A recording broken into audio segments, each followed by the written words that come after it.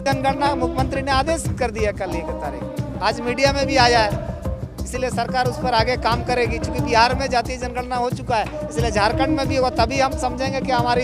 नमस्कार दोस्तों, मैं हूं राज हेम्ब्रम, सामाजिक न्याय में आपका स्वागत है। झारखंड विधानसभा में आज कांग्रेस विधायक दल के नेता प्रदीप यादव ने राज्य में जाति जनगणना को लेकर सवाल उठाया। कार्मिक प्रशासनिक विभाग वो किस स्तर पर प्रक्रियाधीन है, सरकार हमें बताए कि भाई सरकार ने अब तक क्या निर्णय लिया है। सुपरवाइजर लगाया और 25 दिनों के अंदर उसकी भी आबादी 3 करोड़ 70 लाख ही अध्यक्ष महोदय, और वहां सर्वेक्षण करा दिया। आपकी तैयारी क्या है? आप अभी खोज ही रहे, तो भाई ये असेसमेंट तो कराइए कि भाई कितने डोर टू डोर कराएंगे। वहां 75 क्वेश्चन हुए थे अध्यक्ष महोदय, एक एक चीजों पर कि भाई धर्म क्या है, जो बात अभी हम लोग करते रहते हैं कि भाई सरना धर्म की बात, हम उस कोड को भी डालें। तो भाई सरकार इस स्तर पर क्या तैयारी की है? क्या एजेंसी बाह्य एजेंसी से कराएगा कि सरकार अपनी एजेंसी से कराएगा? आपकी तैयारी क्या है? तब तो लोगों को लगेगा कि आप तत्पर है चीजों कराने में। ये तो आप बताएं। इसके जवाब में राज्य के मंत्री दीपक बिरुवा ने कहा कि प्रदेश में जातीय जनगणना का काम प्रक्रियाधीन है और अगले वित्तीय वर्ष में झारखंड में जातीय सर्वेक्षण कराया जाएगा। मंत्री ने यह भी स्पष्ट किया कि इस प्रक्रिया के लिए एक एजेंसी का चयन किया जाएगा।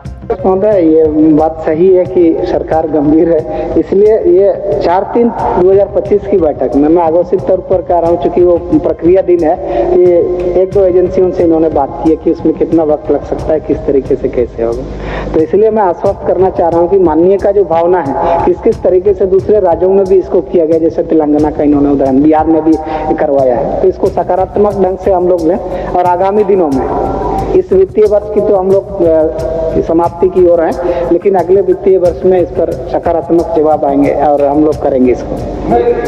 वहीं नगर निकाय चुनाव को लेकर भी सवाल उठाए गए। कांग्रेस विधायक प्रदीप यादव ने पूछा कि क्या चुनाव समय पर होंगे। इस पर मंत्री दीपक बिरुवा ने भरोसा दिलाया, उन्होंने विश्वास दिलाया कि 16 मई से पहले नगर निकाय चुनाव हो जाएंगे। मंत्री सुदीव्या कुमार ने बताया कि 21 जिलों में ओबीसी आरक्षण के लिए ट्रिपल टेस्ट पूरा हो चुका है और जैसे ही बाकी जिलों का काम पूरा होगा, चुनाव की तारीखें घोषित कर दी जाएगी। उन्होंने यह भी कहा कि चुनाव न होने की स्थिति में केंद्र से मिलने वाली ग्रांट रोक दी जाती है। भाजपा ने ओबीसी आरक्षण को घटाकर 14% किया है, जबकि तमिलनाडु में यह 69% है। वहीं जमशेदपुर की बढ़ती आपराधिक घटनाओं पर जमशेदपुर पश्चिमी के विधायक सरयू राय ने विधानसभा में चिंता जताई। चोरी, छिनताई और गृह भेदन की घटनाएं लगातार बढ़ती जा रही है और पुलिस दोपहिया वाहनों की चेकिंग में व्यस्त है।